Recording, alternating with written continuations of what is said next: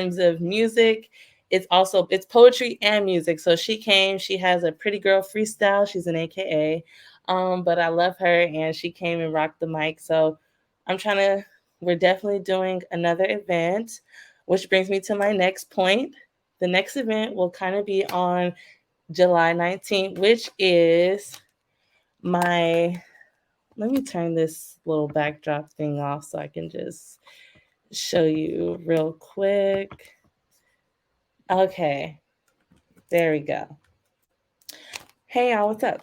So this is, let me turn it upside, there we go. This is my debut poetry collection, Sensations Volume 1, that will be releasing through World Stage Press in, what's today?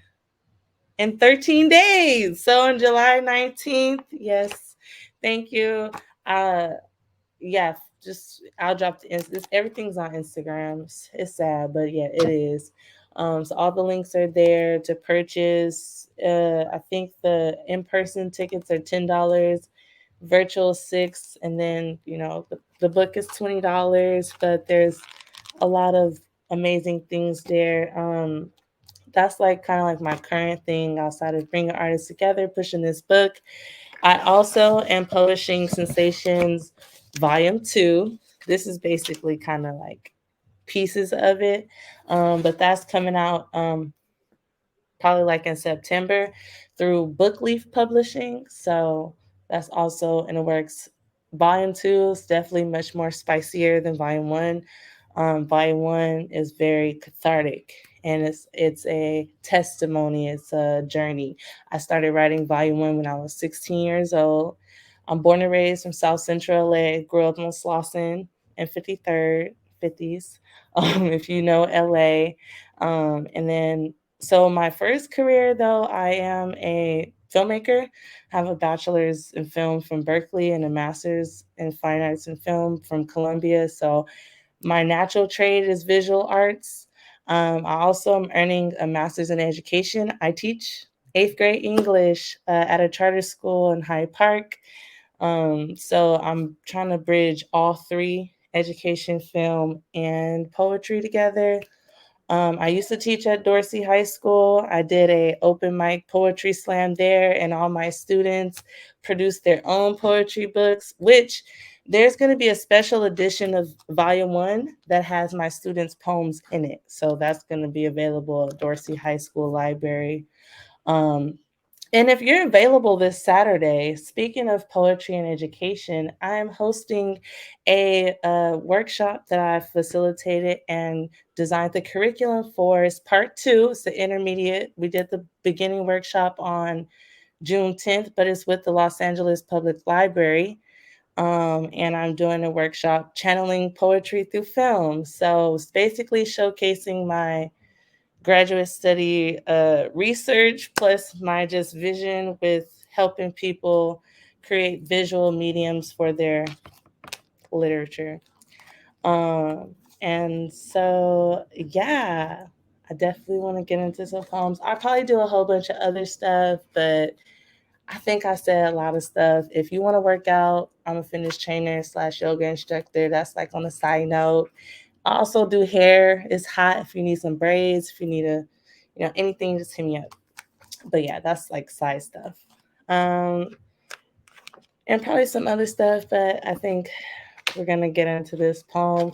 I was trying to figure out which poem I was gonna do, but I think I wanna, I'm listening to Spirit, and Spirit's telling me to do this little number from the book. So this is called How I Became the Other Woman.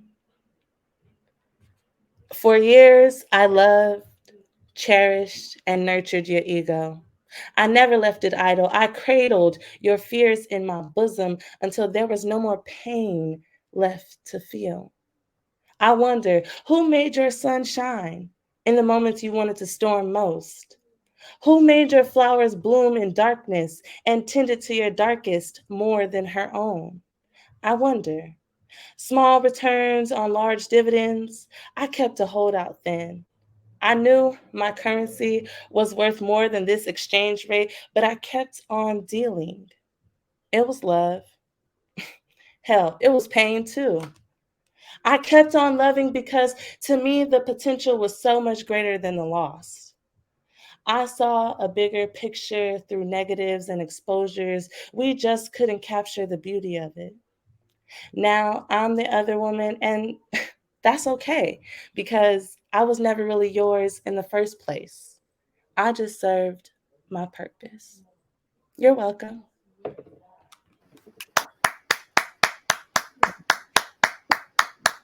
Yeah, so thanks. This collection is a plethora of feelings, is pain, patience, and power. So it's exploring, um, healing journey. I am a childhood sexual survivor, violence. I'm probably mixing that up, but I ain't gonna lie. I had a little sip to knock off the nerves. But this collection is really like my testimony of my healing journey from age 16 till mid 20 something, and is really encompassing a lot of different themes and the experiences of the human journey. So hopefully you check it out July 19th. And thank y'all for being here. Y'all are so amazing. Thank you. Also, I'll be cooking at her event, so don't forget to tell them Yes. that. We still have to Yes. discuss the menu. Yes, we do. But first and foremost, let me just insert Andrea just dropped her book. It's in my library, but I will have it right here on the desk. It's in the library. I've been reading a couple of poems, and I'm just like, Drea, there we go. There we go. She just dropped it. The event was amazing. If you didn't make it, you definitely missed out on the best book release I've ever been to, first and foremost. Don't know how I'm going to top that. But you got to get her a book. Like every day, I kid you not, I read like two, three, four poems, and I'd be like, Andrea is really the truth. Like, I feel like I'm getting to know her more and more as a woman, as an artist, as a poet by reading her book. And I appreciate you sharing that with the world. So if Thank you you so much. haven't got connections between us, please go and purchase it ASAP. Thank you.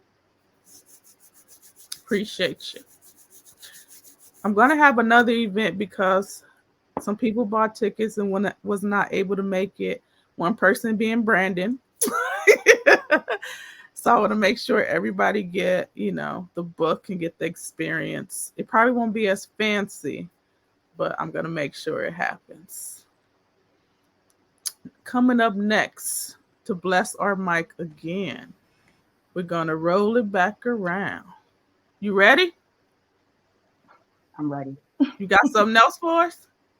Yes, I do. I do. Um, Okay, bless our mic. this this piece actually I read at the conference, at the writers conference that just happened 2 weeks ago, and this piece also was the last piece I wrote out right before the class ended. So this is an affirmation to all poets, but most importantly myself, and it's called "They Ask Me If I'm a Poet."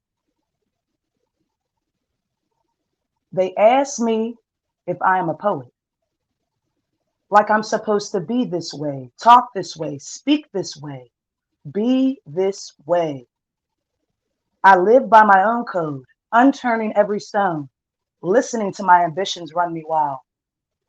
As I replay time in my own mind, maybe I made a wrong turn. Google Maps gave me the conclusion. Way back then, I knew English class was my first language. I never felt stupid in reading class. As each grade passed, I found myself engulfed in stories, parables, movies, always wanting to know the introduction and short story, envisioning me as the main character. It was easier to be them than my own character. You see, literature and I had a love affair back then, placing my insecurities on fake romances, reading, watching, believing in every word I read, from the Bible to my studies up until each job that made me listen to what the manager said. I made up in my mind a long time ago that I would never grow old, live under society's pressures, breaking, taking my joy for their own pleasure. Life. Heartbreak, setbacks will do that to you. But boy, I'm happy I got back to you. I miss you, my friend. It all started with a paper and a pen. I never knew back then what I know now. The gift of gab. It is a work of art like me when I'm carefree. I'm finally getting back to the real me.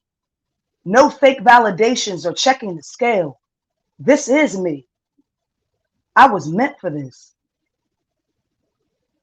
They asked me if I'm a poet, like I'm supposed to be this, be this way, talk this way, speak this way. I'll always be this way. My words are like brimstone and fire. Flame emotions speak through my soul, convicted with the feeling of being alone. That's how I know I am a poet.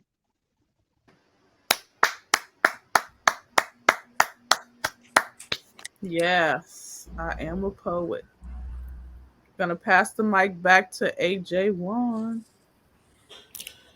Now I'm gonna shoot it right on down to the boogeyman. Let's go, Boogie.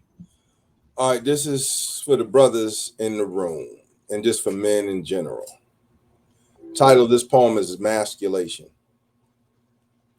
I've cried in secret, stored tears in crevices of the heart that have begun to leak and dilute blood, pulse, and feeling. I've raged in hiding, tucked away anger in organs and limbs, limiting movement, possibilities, and life expectancy. I've swallowed emotions, forced them down the throat, digested them, and poisoned tongue, mind, and senses. I have lived the limitations of this so called manhood, and I am not happy here. Tears have emasculated more men than slavery. Emotions have incarcerated more men than prison. Mouths of women have testified to this. Mouths of women have been the jailers. Mouths that speak hunger for passion, vulnerability, sensitivity, honesty, the shedding of machismo and bravado. Mouths claiming that their thirst can only be conquered by the strength to cry and to admit limitations. But the same mouths say, sensitive men taste like sissies. Compassionate men taste like suckers. Honest men taste cruel. Strong men taste heartless. Vulnerable men taste weak. Average men taste undesirable. And emotional men taste like women. The same mouths question why they've never tasted a good man. Men construct boys not to cry, complain, or show emotion unless it's necessary, but never install the understanding to teach them when it's necessary. So boys don't cry, complain, or show emotion. Tired of being labeled crybaby, sick of being dismissed by ill men who dress them in, stop being a little girl insults. Planted in callousness, boys grow into petrified men who aren't proficient at intimacy, and they are demonized for it. Backed up tears crystallize into indifference. Hands that never touch with sensitivity punch in frustration. Mouths that never release vulnerability eat life and spit fire. Feet that never walk toward the truth run to lies. Humans who are not allowed to be human embrace the inhuman, are usually labeled animals, are usually referred to as men. Want to be human without punishment. Want to be gentle without ridicule. Understand that emotion is human. Tears are cleansing. Vulnerability is growth. Strength is honesty. Honesty is knowing the limitations of strength is not being able to carry the world. It is the willingness to use understanding before judgment, love before abandonment, and telling the truth to boys before they're disfigured into dysfunctional men who abuse their women and eat their young. I have cried in secret. I have raged in hiding. I have swallowed emotions. I've lived the so called limitations of this manhood, and I'm not happy here.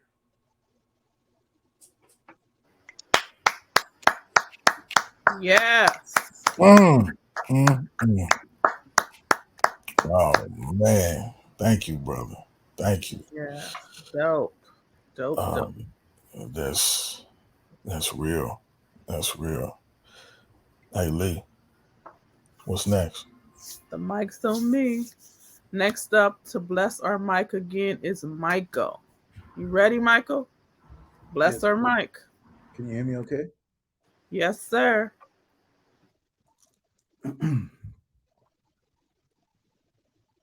Black woman,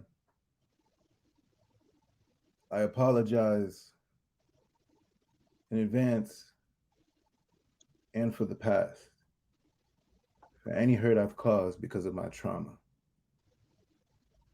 Black man, your mental health is important. You see, I can see now. It took me a while, I must confess, but I had to get this guilt off my chest. You see, I've been battling the dark cloud for as long as I could believe. Black man, the cloud follows you. Even when you have glimmers of sunshine and feel like you're very fine, and then on the drop of a dime, you lose your juice. Stuck in your Batman and you lose your Bruce. Stuck in a line of fire and you cooked your goose. Maybe, just maybe, I bit off more than I could chew, knowing the long suffering that comes from this disease. Maybe I gave myself too much to do. Who knows? Screw you. When it comes to pushing Jesus away, I can nail it every time. Ducking undercover, trying to dwell up in my shrine in this makeshift fortress of mine. Maybe I should just close my eyes and make believe. I could ask Steve not to fire me, ask my poppy not to die, ask my eye not to cry from the bullshit in front of me. I let go and I let God. I let go and I let God. I let go when I let God. When do I get to be free? Not that anyone has enslaved me, but I have enslaved myself. You see, my master lives inside of this depressed mind. Tell my lips to move and they move. Tell my hands to clench and they clench. I spent so many days trying to think about ways how to overcome what has now become my worst enemy, me. But this is not me in the truest sense, no. See, this is too prideful to admit that I'm wrong, me, arrogant me, depressed me, pretending to be something I'm not me. This is woe is me. The world is burning and my bridges are soaked in gasoline, me. I'm going to be free one day. I've seen the perils of my most gifted thoughts fall wrath to subliminal warfare. And despite the whole affair, I still believe that me will make us free. Could you believe that anything I've ever achieved has been in spite of me rather than because of me? Because sometimes me can't stand the sight of seeing me succeed, but I can and I will because his will says I will. And he might as well make a will because he doesn't have much time left. I plan on putting all distractions to bed. Oh, wait a minute. Maybe I shouldn't have him in bed with me. I meant to say rest. And in spite of what was said, I can be a healthy me. I can be I am that I am. I am that I am. I am that I am. I repeat it 3 times like Beetlejuice in hopes that he becomes someone else. But in the end, it's still me. And we are still we. He must go. He doesn't serve the collective. His vision is narrow. And his thoughts are petty. But how do I let go of a bag that I've been holding on for so long that I don't know what life weighs like without it? How do I let go of someone who tells me every day I'm not who I am and who I am is nothing or no thing at all when I'm slowly tearing myself down? Is it simply a misstep or a never-ending graceful fall? But maybe the fall wouldn't be graceful at all if I acknowledge I had no one to call, no one to break my fall, no one to tell me that we all make mistakes and there's no worries at all. You catch my drift? It's like a window open with a never-ending drift blowing in my face, reminding me of my discomfort. I cheated on myself with things. I cheated on myself with mediocrity. I cheated on myself with everything I decided to do that wasn't in line with my purpose. And if it doesn't bring me closer to my maker, then what's the purpose? Poem. Damn. Fire. Right. Fire. Thank you so much for that piece. Passing the mic back to AJ. What you think of the show so far, Dre? I think it's fire. I told you from the beginning, I already knew it was going to be dope. Everybody up here, this lineup, dope, dope, dope, fire, fire, fire. They are All stars. All stars. all Brother stars. Brandon, I'm gonna pass the mic to you, but I do have to ask you, this isn't the first time that I met you, is it? When you were speaking, I thought that you were in a studio or something. You in LA, right? Are Me, you in I'm it? in LA, but I'm not sure when. Like, I live in the Inland Empire, but I've been in LA. I mean, I perform. You've been in LA. Yeah, Okay. All right. yeah, So yeah. it's a pleasure. I'm gonna pass the Nah, man. mic to you. Yeah. Yeah, that's it. Yo. So I'm excited. I'm really torn. I've been going through like what poem should I do? Because I had the chance to share with this space before, and I did.